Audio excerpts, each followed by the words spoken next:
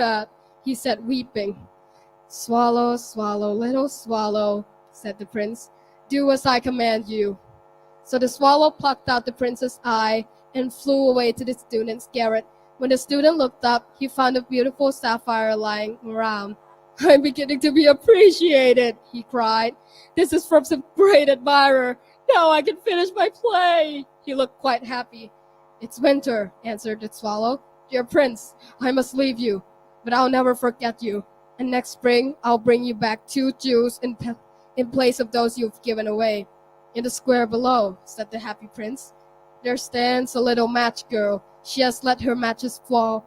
Apologies. Pluck out my other eye and give it to her so her father won't beat her. But I can't pluck out your eye. You'd be quite blind then, the swallow said. And the prince replied, do as I command you. So he plucked out the prince's other eye and slipped the jewel in the palm of the little girl's hand. Then the swallow came back to the prince. You're blind now, so I'll stay with you always, he said. All the next day, he sat on the prince's shoulder and told him stories of what he had seen in strange lands.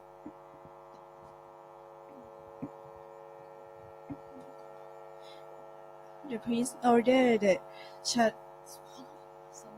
swallow to fly over the great city, and he saw there is making merry in their beautiful house, while the beggars were sitting at the feast. Then he flew back and told the prince what he had seen. Said the prince, must take the gold. You must take the gold and give it to my poor. Leaf after leaf of the fine gold he brought to the poor. We have bread now, they cried. Then the snow came to prod. The poor little swallow grew colder and colder, but he wouldn't leave the prince. He loved him too much.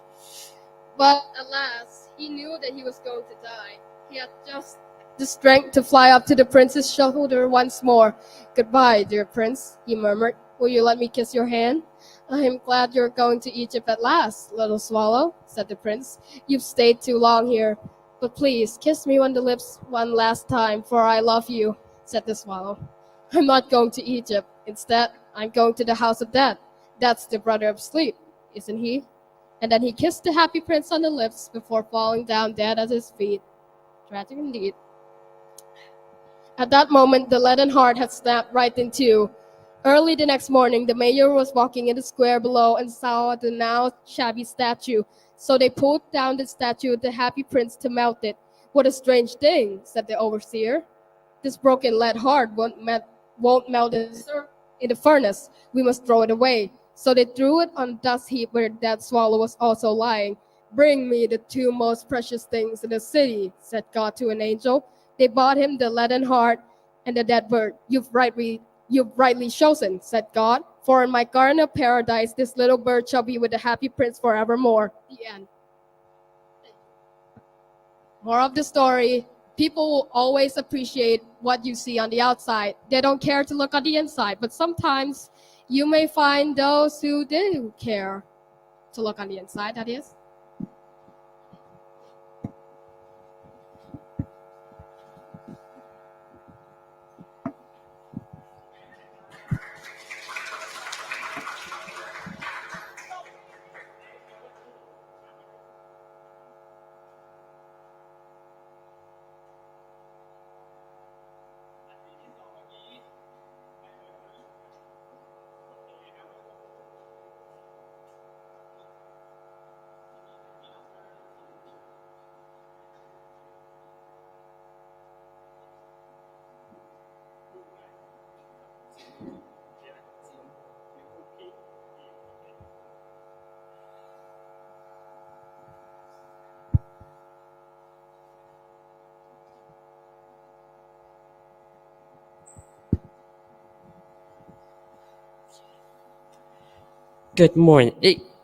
Good afternoon, dear judges, teachers, and fellow students.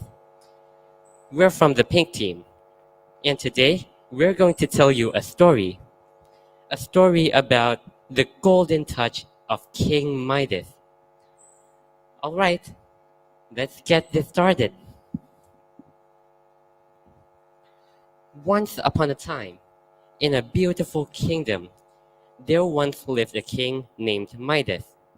King Midas was a man of immense wealth, but he has an insatiable greed for gold. He even named his daughter Marigold. The only two things that he truly loved in life were his gold and his daughter. Hello. Ah, my precious gold. Nothing is more beautiful than this. The more gold I have, the more powerful I am. Father, it's been so long since we walked together. Let's go out today. Your wish is my command, my dear. Let's go outside this evening. They hopped on their chariot and went to the forest. As they went through the forest, Marigold spotted a beautiful garden. Look, Father, what's a beautiful sight. Stop the chariot. I want to spend some time here. The king halted the chariot. They both got down and took a stroll inside the garden. Marigold spotted some beautiful flowers, but King Midas was lost in thought.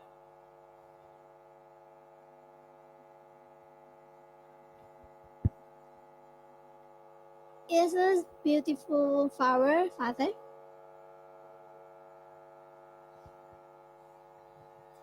Well, they're not made from gold, so they're not beautiful. Marigold's heart sank. She could see that her father's greed for gold is blinding him to the true beauty of nature.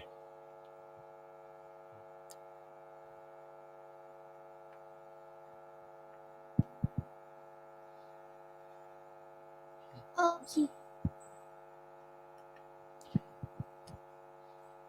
King Midas, what's such a difficult ritual?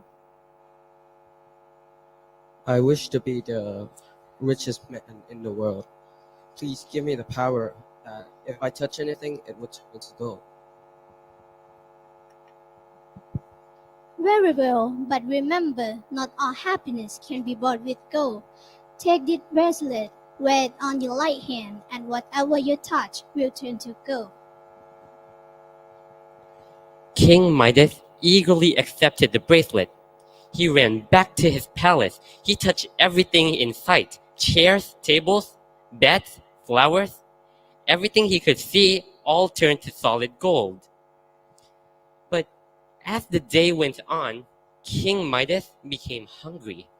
So he told one of his servants to bring him some food. And when he tried to eat it, his food also turned to gold. Oh no, I'm so hungry right now. Even though I have all the golds, I am still hungry. What should I do? Father, what's wrong? Let me comfort you. As Marigold embraced King Midas, she too unfortunately turned to gold. Oh no, my daughter, what happened? I must undo this curse. King Midas ran back to the forest in search of the god, until when he finally found him, King Midas fell to his knees. Please save my daughter. I touched everything and now it turned to gold. Even my daughter. Please help me. I want you, King Midas. The gold cannot bring you to happiness, but I will help you. Take this pot of water and spin.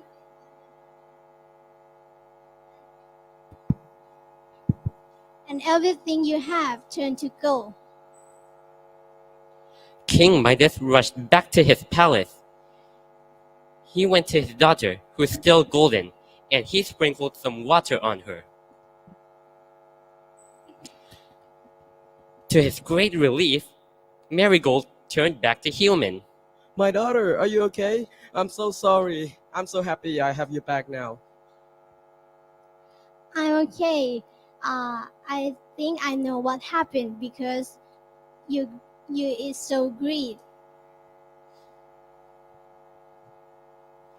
From that day onwards, King Midas finally learned the true beauty of life. He locked away all of his gold, and for the first time, he went on a stroll with his daughter, admiring the beauty of nature.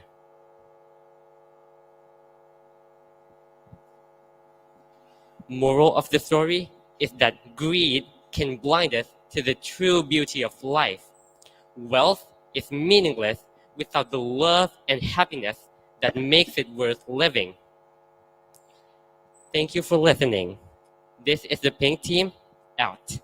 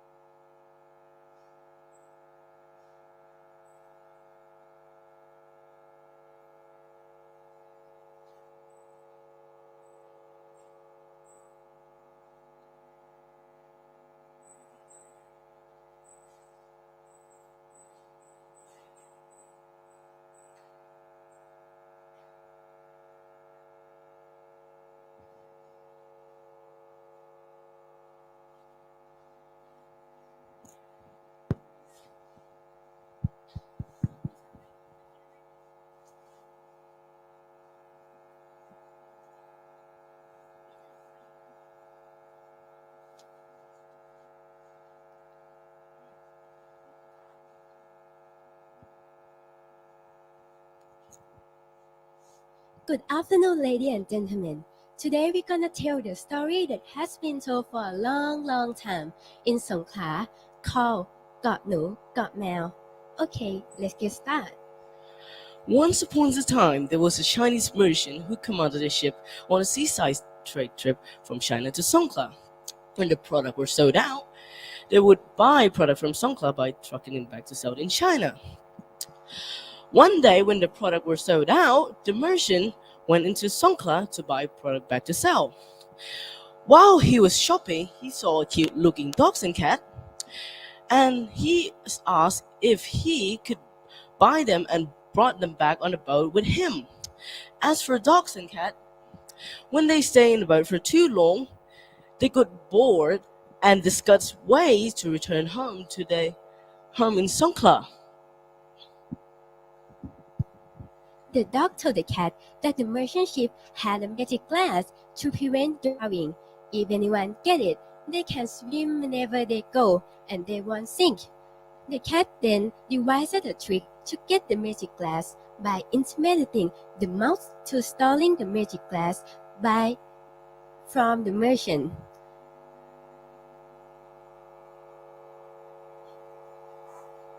With that, the mouse asked to escape to the shore as well.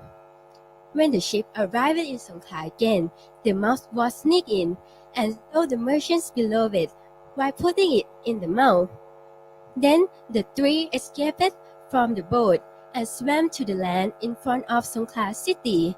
While swimming together, the mouse was swimming ahead. Then he realizes that the magic glass he had in his mouth was of great value. When they reached the shore, the dog and cat would probably fight for it. So he thought of running away from dog and cat and going to the shore alone. Will have possession of the beloved at his property forever. After you heard stories like that, the cat think the same thing. So it really want to swim to the shore, really want to swim to the land, right? To get the glass and then sell it and be rich or something, for their benefits, right? After they do that, the mouse watch back like who's behind me and see the cat. The cat is coming. It's watch back and it was very shocked, and the glass in his mouth just like it just go out and it's drowned because marbles and glass can't float on the waters, right? After it go down, they need to swim with all its might. After it swam with it feeling more like tired and exhausted. After the feeling like that, they just need. It's nothing you can do. If you exhaust a lot and you're tired, you just need to lay down and wait for devil to receive your soul. After you be like that, it just drown and just. I don't want to say that word. The word, the D word. Yeah, that D word. Yeah, it's die. After it's die, the dog have the enough strength to go and swim to the shore. Clap for dog, please. The dog come to the shore, but after the dog come to the shore, it feeling like exhaust a lot. Like what they just swim from nowhere in the sea to the shore. It's really far. So it feel exhaust and suffocated and just like that. It just die. And it's be the rock. Do you think what happened to the cat and the mouse? That's why it's a tail. It is a tail. So if you drown, you can be you will go down to the bottom of the sea, right? But it was a tail. So the cat we got mail. We call it inside got mail. And the mouse we got nu. Not far from the shore. After it's be like that, the dog it was a tail. Like I need to really highlight this word because the tails have something over imaginable, over physics. That's the science teacher wouldn't live this. The dog died, and it's be the rock. The rock be the mountain. We call it Khao Tang Kuan. Got a lot of monkeys, so beware, okay? If you go there, yeah. And one of the important things that make the mouse come this far is the glass, right? The glass go and shatter in the sea and be the beach in Songkla. We call it Hat Sai Keo. In this stories give you a lot of moral. The first time you think it's just only for fun, only for entertainment, but I just want to give this word to you all. Grabs all, lose all. Thank you.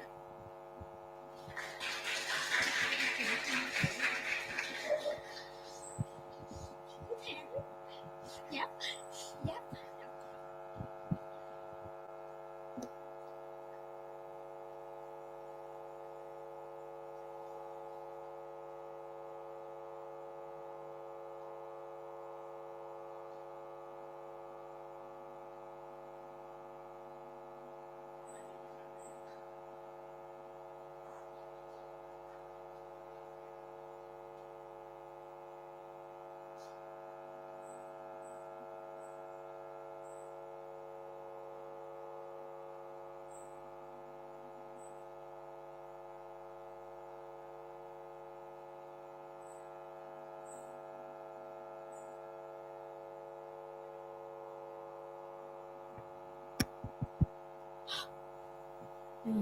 ได้ยินไหม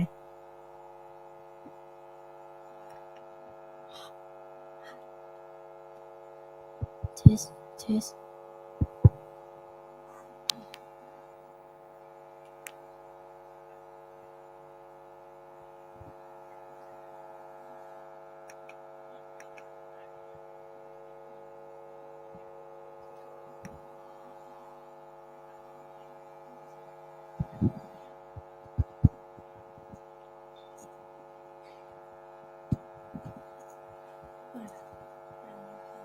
Hello everyone, today we're gonna tell you a story about the three little pigs.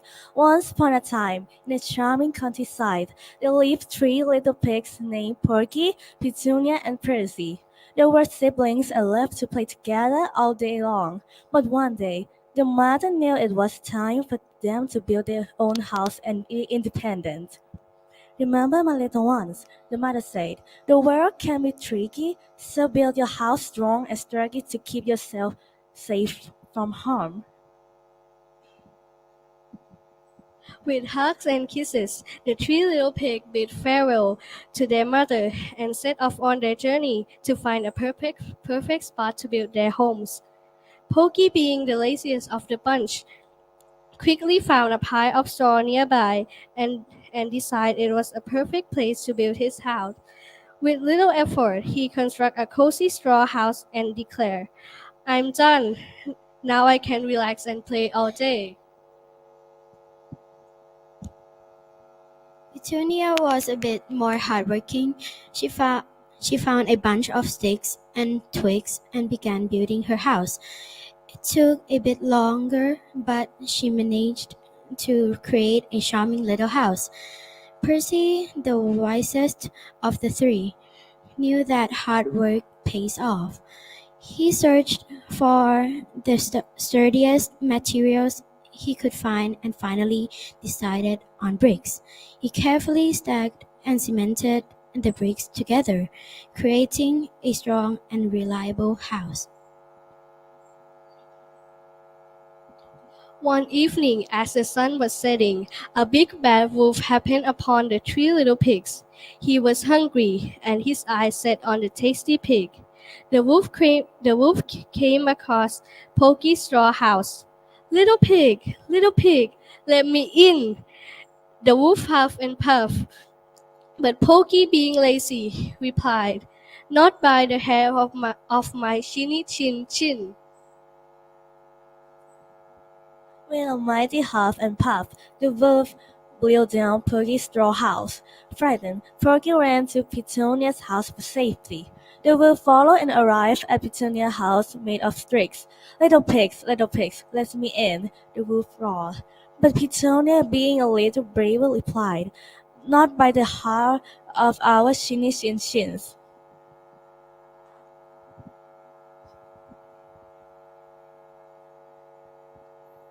Petunia,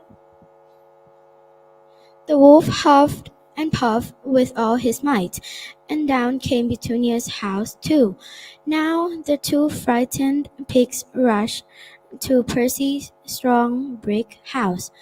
The wolf, determined to have a delicious meal, stood before Percy's house. Little pigs, let me in," the wolf growled. But Percy, feeling safe in his sturdy home, replied, "Not by the hair of our chins."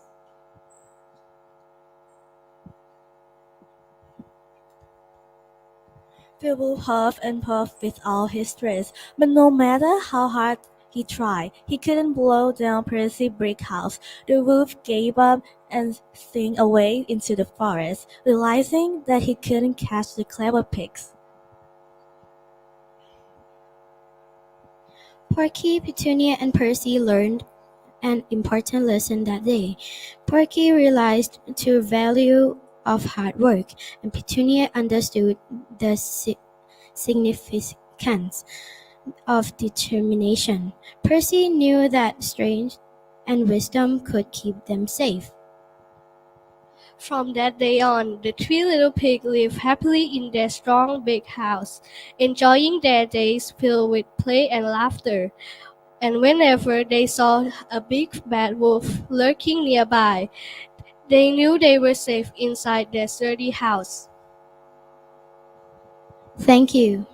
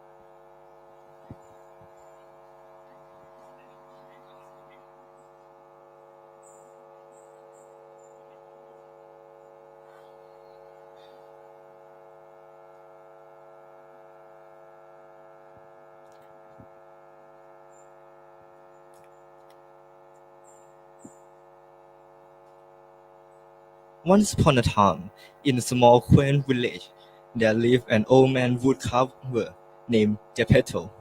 Geppetto was kind, gentle, and delicate, but he was very lonely.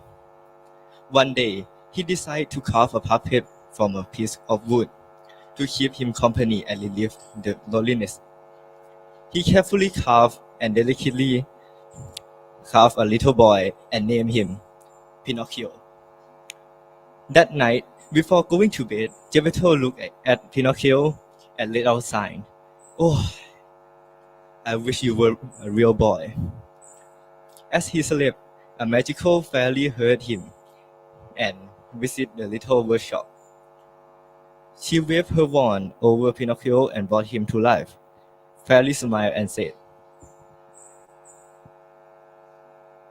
Pinocchio, you will be alive, but to become a real boy, you need to prove yourself worthy.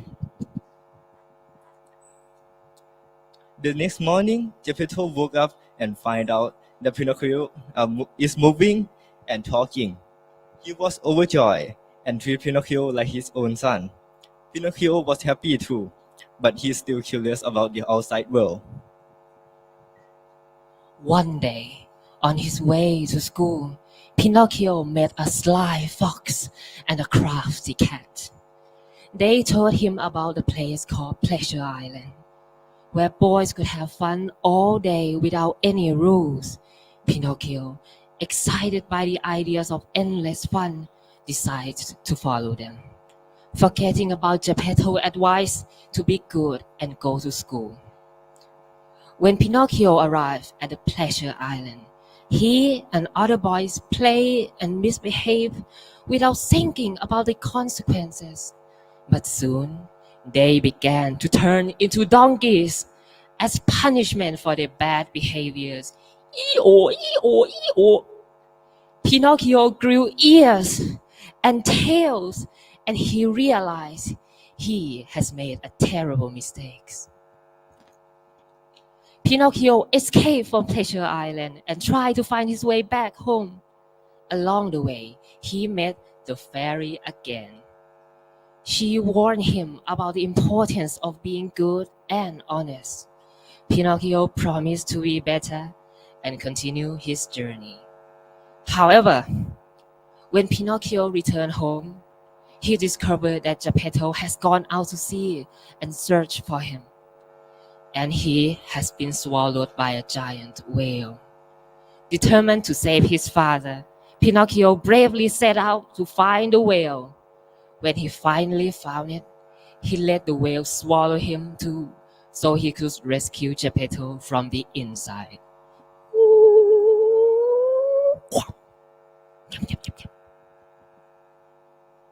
Inside the whale belly, Pinocchio and Geppetto were reunited. Pinocchio came up with a clever plan to make the whale sneeze by lightning a fire. And the plan worked. The whale sneezed them out, sending them safely back to shore. The fairy appealed once more and praised Pinocchio for his bravery, selflessness. You have proven that you are brave, truthful, and unselfish, she said. With a wave of her wand, she turned Pinocchio into a real boy.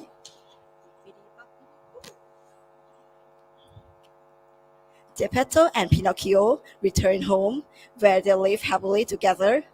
Pinocchio had learned the importance of honesty, courage, and kindness, and he always remembered the lessons he had during his adventures.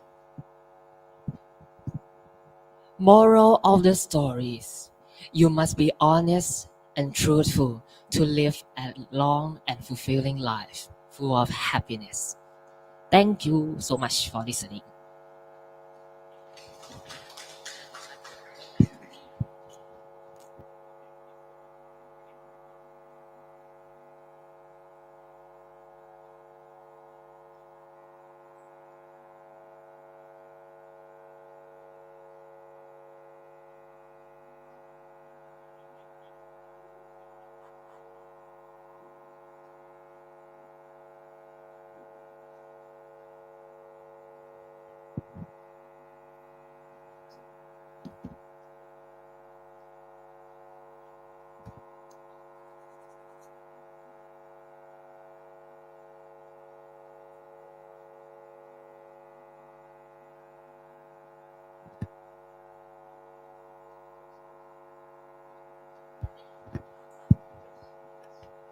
Yes.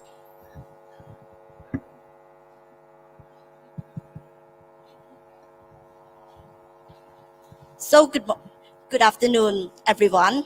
We're from the blue team, and the story that we are going to tell everyone today is Jack and the Beanstalk. Once upon a time, there lived a poor widow with her son Jack. One day, Jack's mother told him to sell their only cow. And on the way, while he was on the market, he has found with a guy who wants to buy his cow. Jack asked, "What will you give return to me for my cow?" He answered,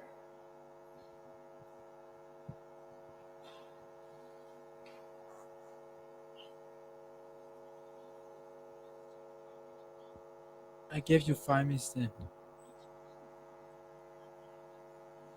I give you 5 magic beans. Jack got 5 magic beans for return of his cow.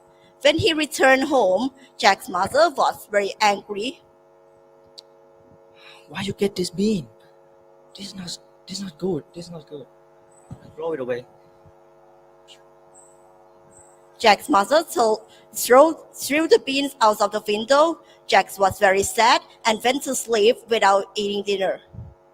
The next morning, he looked outside the window and he saw that the 5 magic beans that his mother threw last night, it was grown into the very big beans, which reached the sky. Once Jack climbed up the beanstalk, he saw the giant's house.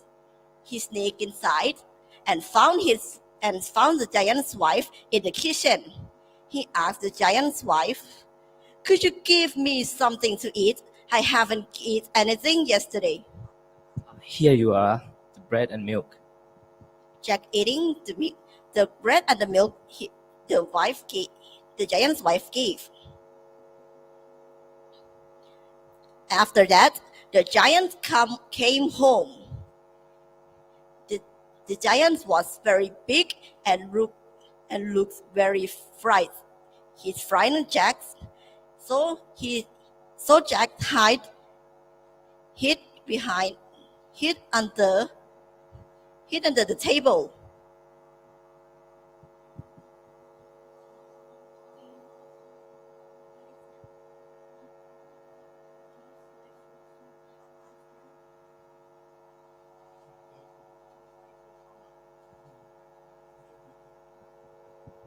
Reminded, "Fee, fi, fo, fum, I smell of an Englishman's blood.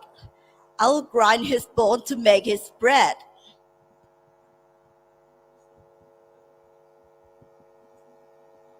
There's no boy in here. The giant took out his gold sack and count them and placed it aside him. Then he went to sleep. Jack sneaked out from the table and then grabbed away the gold sack. When he returned home, he gave this gold sack to his mother. His mother was very happy.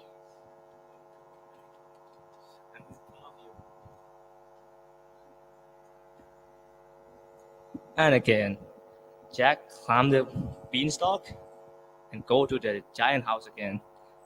At this time, he met a giant wife and asked for the food. "Could you give me something to eat? I haven't eaten since yesterday." Here you are, bread and milk again. But why he eating? Giant appear, and he says, "Fee, fi, fo, fum. I smell the Englishman blood in here."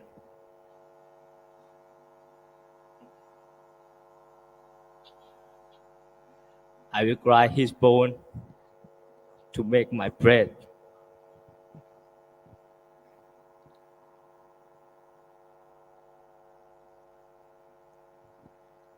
But the giant wife says, "There's no boy in here." So he continued to eat his food and go back to his room. Suddenly, he took out his hen, his golden hen, who can lay as a golden egg, and he do like this, and he shout to the hay, "Lay!" Suddenly, the hay laid a golden egg, and he went to sleep.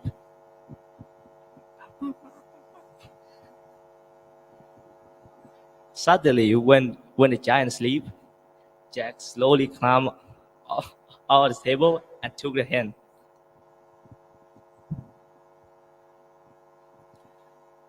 And Jack's mom was so very proud of him again because he bring the hay and the golden egg.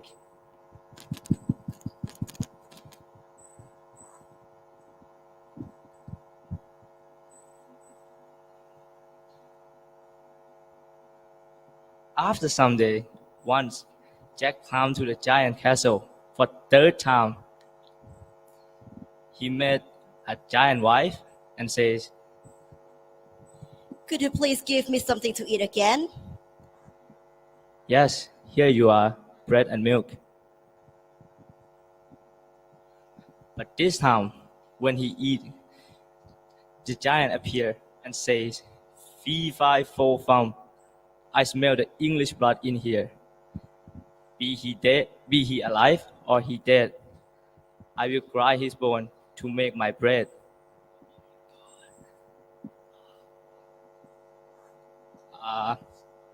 And the wife say, "There's no boy in here. Don't be silly." The giant have a magical that could be beautiful songs. While the giant slept, Jack took the half and was about to leave steadily. The magic half cried, "Hail, master! A boy is stealing me!" The giant woke up and saw Jack with the half furious. He ran after Jack, but Jack was too fast for him. He ran down, and the beanstalk reached home. The giant followed him. Jack quickly ran inside his house, and fetched an axe. He began to chop the beanstalk. The giant fell and died. Jack and his mother were now very rich, and they lived happily ever after. The moral of the story: make the best of a bad situation, and when there's an opportunity, you have to get it. And that is all for today. Thank you.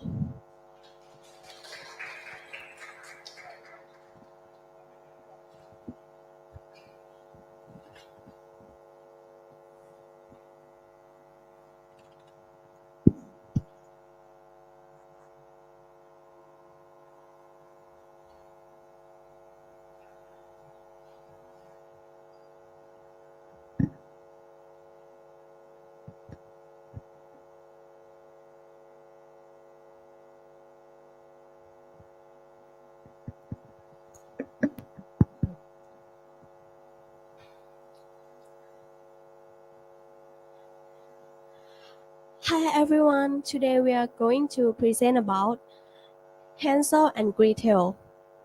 Hansel and Gretel live in a dumb little cottage on the dark side of long lost wood. Their mother had died for 40 days, so their father had married a new wife who was not as sweet as she seemed.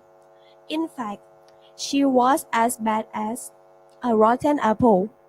"Your children eat too much," she grumbled one day to her husband. As Hansel and Gretel share a single slice of stale bread, you must loot them in the wood and let the wind creator care for them. Their father was shocked. "If do that, the wolf will eat them," he protested. "And if you don't, we will all die of hunger," snapped the nasty stepmother. "Take them away tonight." As soon as the first star shone, the children and father lead them along tangled pathway to crooked tree. My daughter, he groaned, wait here while I search for firewood. Then away he stumbled, back to his damp little cottage, and his cruel wife quite soon. Wolf began to howl, and the children shivered. We have walked too far, sighed Gretel. Our father is lost, and so are we. Cheer up, little sister, said Hansel, with a smile. I heard our stepmother's horrid plan, so I have marked every twist of the path with a pure white pebbles. And there in the starlight Gretel saw a line of shining stone. The children followed the white trail, and by sunrise they were safely home. But their stepmother's smile was as cruel as a winter rain. Husband, she hissed, see how you two peasants keep annoying me. Tonight you have to disappear them.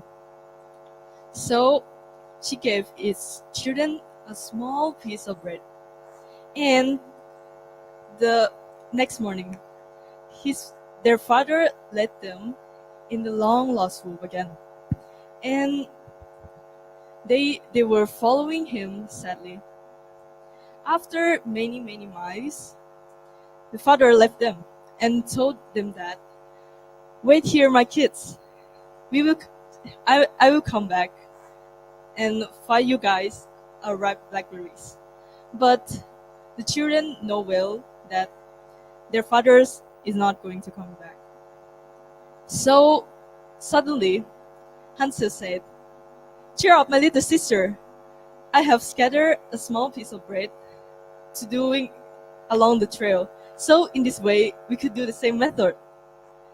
But unfortunately, there is no piece of crumbs of bread left. So these two children have to sleep on the brown leaves. And then after that, they had a dream.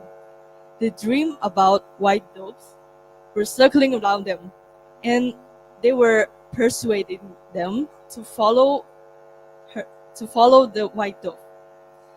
And they suddenly woke up in a misty morning, and they start to saw a white dove were following away. So Hansel tell her sister to start following a white dove. So they decided to follow it. And they met a cottage made of sweeties and full of candies.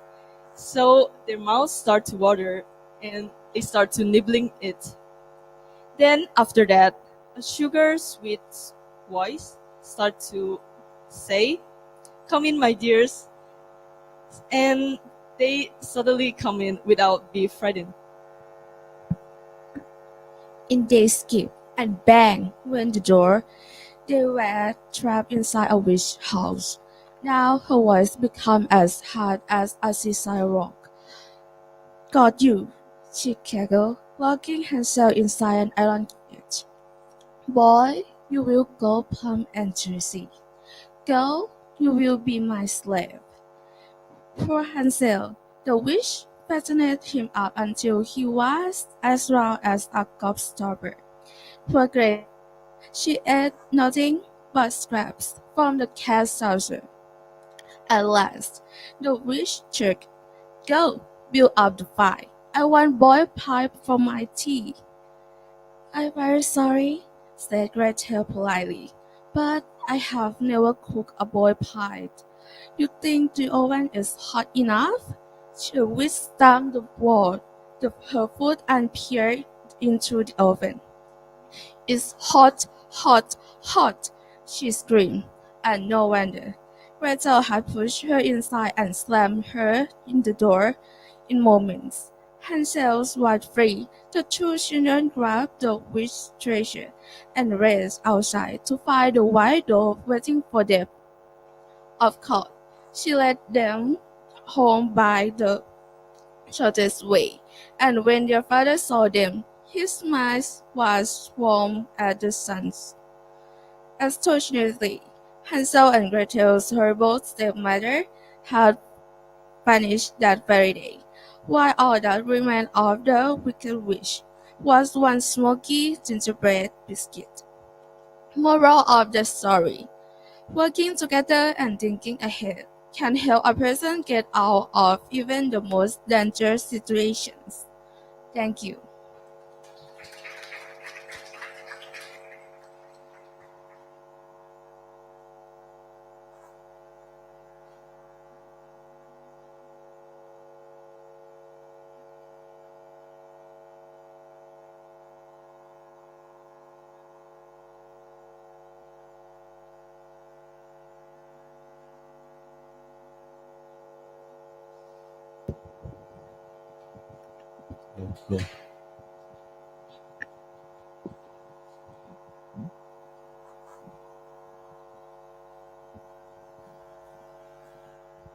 Good afternoon, all judges, teachers, and students.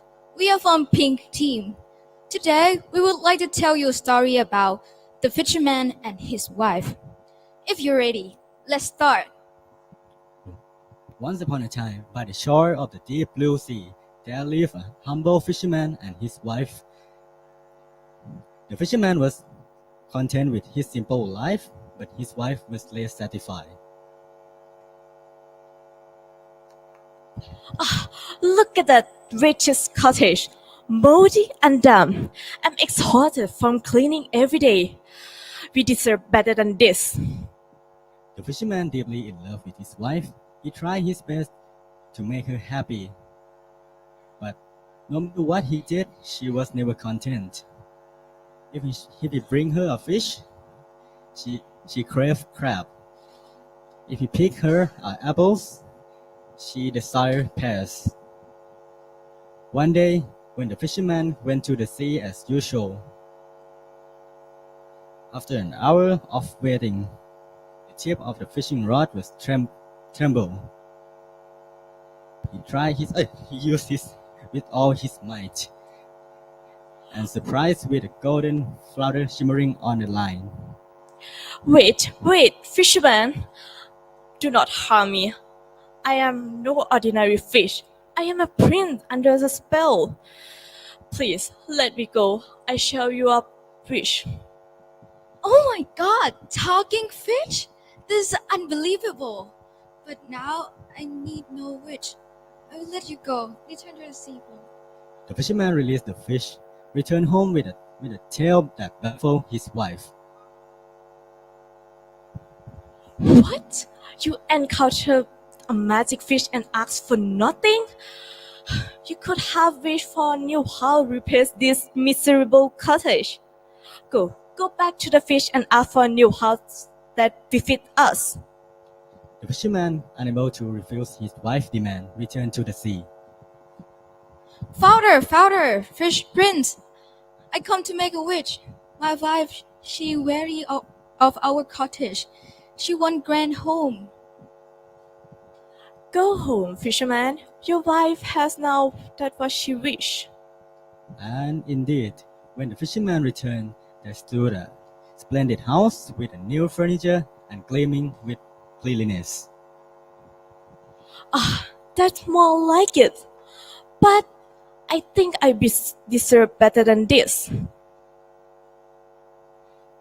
The fisherman, troubled with his wife growing greed, and returned to the sea.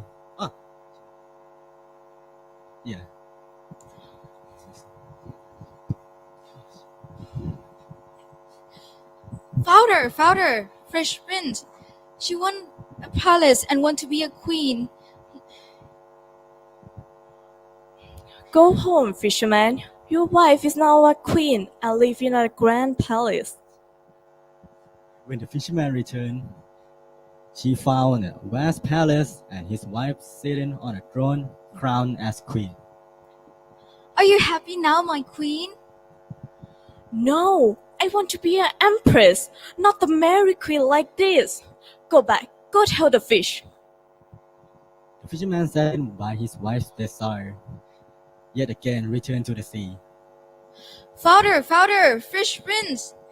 My wife, she wants to be empress. Go home, fisherman. Your wife is now an empress. The fisherman found a palace even more grand, and his wife sitting on an even more magnificent throne. Are you happy now, my empress? Not yet. I want to control time, to rule the moon and the sun. Go back, go tell the fish. The fisherman's heart, heavy with sorrow, and returned to the sea. Father, father, fish prince. My wife, she wants to rule time and command the sun and moon. Go home, fisherman. Your wife's wish has been granted. But when the fisherman returned, neither his wife or the palace were there. Only the distant clouds were high above. Oh, where is my wife? Frantic, the fisherman ran back to the sea. Father, father, fish prince, where is my wife? She wished to rule above the cloud. Now she is far from you and far from the world below. Oh, I never asked for myself. I just wished for her, to please her. But now, I beg you, please, please lead her to me. I wish for nothing but her happiness. You are a good man, fisherman. Go home. Your wife awaits you, and she will be content. When the fisherman returned, he found his wife waiting for him in front of their own cottage. My dear husband, I was blind to the happiness that I already had. I needed nothing more than you. Oh, yours the thing that I love the more than this world. Love you, my dear. And the day on, the fisherman and his wife would live peacefully and found a truly happiness with their life. And the moral of the story, unchecked greed leads to rule, and contentment and gratitude is the most important thing of the path of happiness. Thank you.